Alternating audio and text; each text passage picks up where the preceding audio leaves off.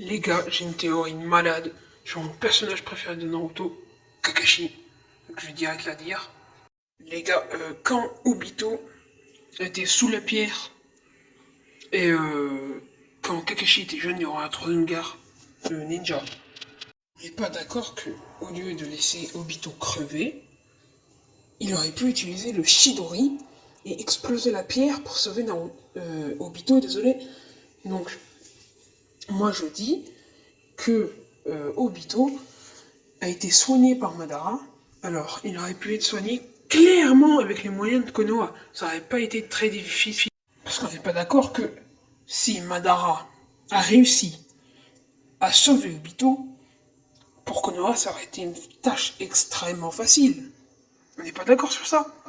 Donc Obito aurait survécu. Et donc, on aurait une œuvre totalement différente. Parce que grâce à Obito, Madara a réussi à faire ses arcanes lunaires, malgré que ça a été quand même un échec durant la quatrième grande guerre ninja. Ça a été une réussite d'une part parce qu'ils ont réussi à choper beaucoup de démons à queue, à choper les 8 démons à queue, jusqu'au Rama ils l'ont pas eu. Donc, je vais expliquer les inconvénients et ce qui aurait pu être bien. Déjà, dans les inconvénients, déjà une œuvre bien moins longue et bien moins intéressante parce que il n'y aurait pas eu besoin à ce que Naruto, Sasuke, etc. soient ultra puissantes. Pas de quatrième grande guerre ninja, pas d'attaque de l'Akatsuki. Uniquement le début de Naruto de base qui aurait pu être tout simplement intéressant parce que ça visait pas trop l'Akatsuki. Histoire d'Itachi, alors ça aurait pu exister, mais il serait en solo, parce que malgré tout, avec Sarutobi, rien n'aurait pu changer en fait. Du coup, voilà. Mais c'est là que je me dis que Naruto en mode QB n'existe pas, l'attaque à Konoha n'existe pas, c'est-à-dire que Naruto n'a pas que Kyuubi en lui, ça veut dire que euh, Minato n'est pas mort, Kushina non plus, ça veut dire que il aurait eu une enfance totalement normale, Naruto, qu'il aurait été très très très puissant, comme il y a son père qui était Hokage, qui était extrêmement puissant, mais pas une puissance démentielle comme on le connaît. Il aurait eu la puissance, je pense, de quand il avait Kyuubi à 25%, mais il n'aurait pas eu ce mode-là. Juste la puissance, je pense, aurait été équivalente.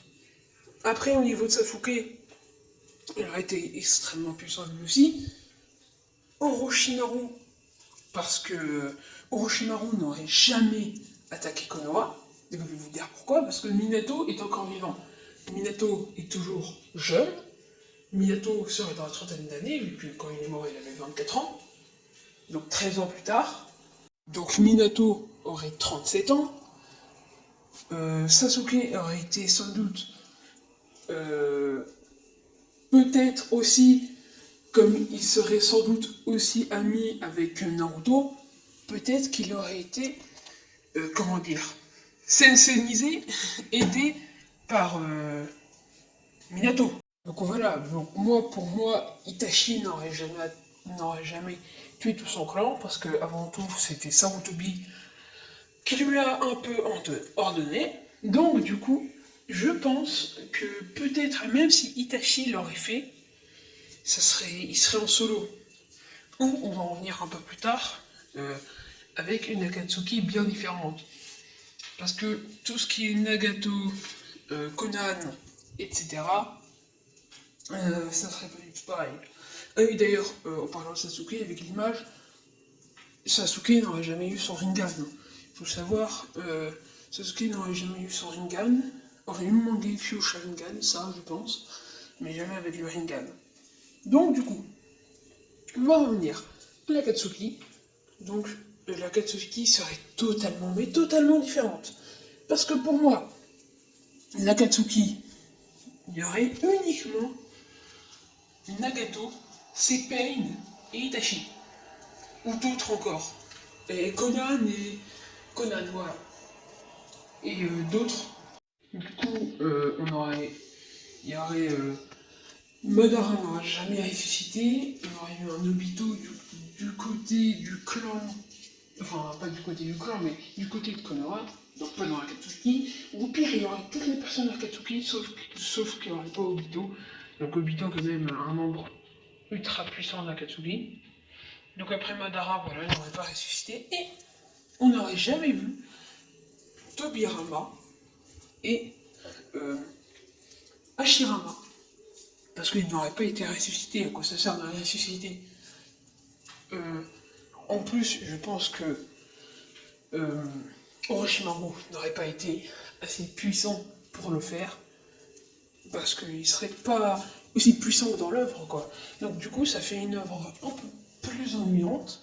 Après, peut-être qu'il aurait pu avoir une toute autre histoire, mais ça vient juste d'un gars qui n'est pas mort. Voilà, et l'œuvre change totalement. C'est vraiment ultra badass, et bizarre aussi. Mais du coup, bah voilà, hein. Madara n'aurait pas ressuscité. Je sais même pas s'il y aurait eu des flashbacks. En tout cas, bah, si cette vidéo vous aura plu, likez et abonnez-vous.